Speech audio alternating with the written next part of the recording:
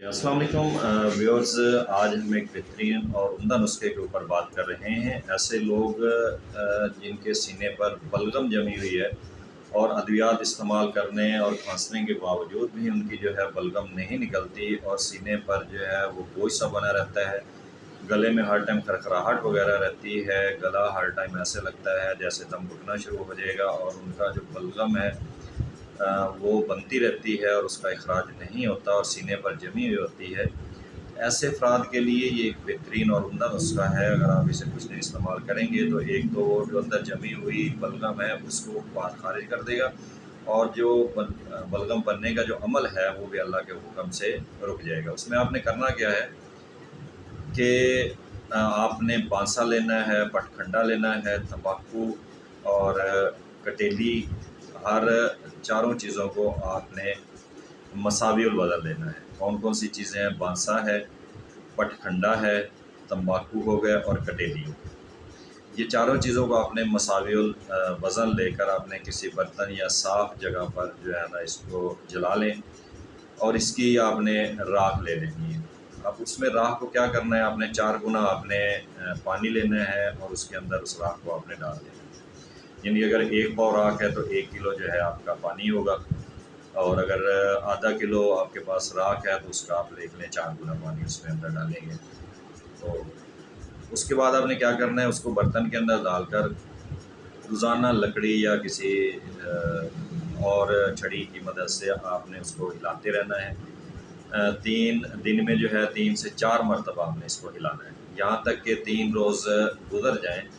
तो चौथे रोज़ आपने क्या करना है, जो पानी होगा उसको ऊपर से निथार लेना है और निथारते हुए उस पानी को आपने हल्की आंच पर खड़ा कर देना है। उसके बाद आप नीचे नरम आंच जला देंगे यहाँ तक कि तमाम पानी जल जाए। जब सारा पानी जल जाएगा तो बर्तन की तह के अंदर जो है वो एक नमक की शक्ल का, या जैसे काला नमक होता है इस शक्ल के अंदर नीचे पाउडर नुमा चीज़ बाकी बच जाएगी।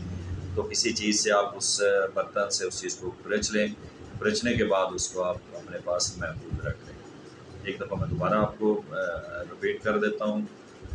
सीने में बलगम का इंजमाद हो गया या बलगम बार बार खांसने से भी ना निकलती हो तो उसके लिए ये बहुत ही फ़ायदेमंद और मुफीदुल असर जो है ये नुस्खा है। उसमें आपने क्या करना है, बांसा लेना है, पटखंडा लेना है, उसके बाद तंबाकू लेना है और कटेली। ये चारों चीज़ें आपने मसाविल वज़न ले लेनी है। मसाविल वज़न लेकर इसको आपने किसी बर्तन में या साफ़ जगह पर चारों चीज़ों को जला लेना है। जलाने के बाद इसकी जो राख बचेगी उसके आपने 4 गुना पानी के अंदर उसको डाल देना है। डालने के बाद आपने उस बर्तन को दिन में 3 से 4 मरतबा हिलाते रहना है। जब 3 दिन गुजर जाएं और चौथा दिन हो तो चौथे दिन आपने क्या करना है कि उसके ऊपर से जो पानी होगा वो एहतियात से निथार लें।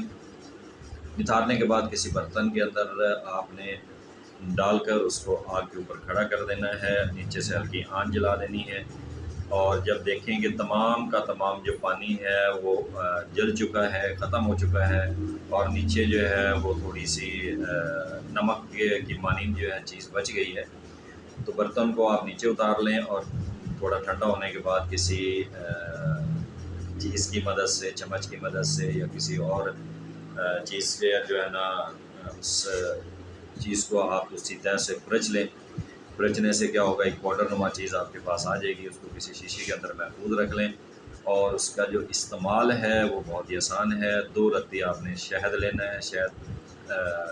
शहद लेकर उसके अंदर 2 रत्ती आपने दवाई लेनी है। उसको आपने शहद के अंदर डालकर वो जो मरीज़ है जिसको बलगम का इशू है, मसला है, उसको आप जो है वो चटाएँ।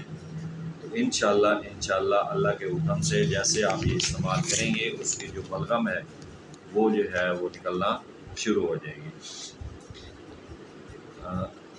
तो ये लाजमी इस्तेमाल कीजिएगा, लेकिन कोशिश कीजिएगा बनाते हुए जलने ना पाए। ये जलने से इसे महफूज रखिएगा, वरना अगर ये आप जला बैठे तो जो इसका असर है या इसकी जो ताकत है वो ज़ाहिर हो जाएगी। इसको एहतियात में कीजिएगा।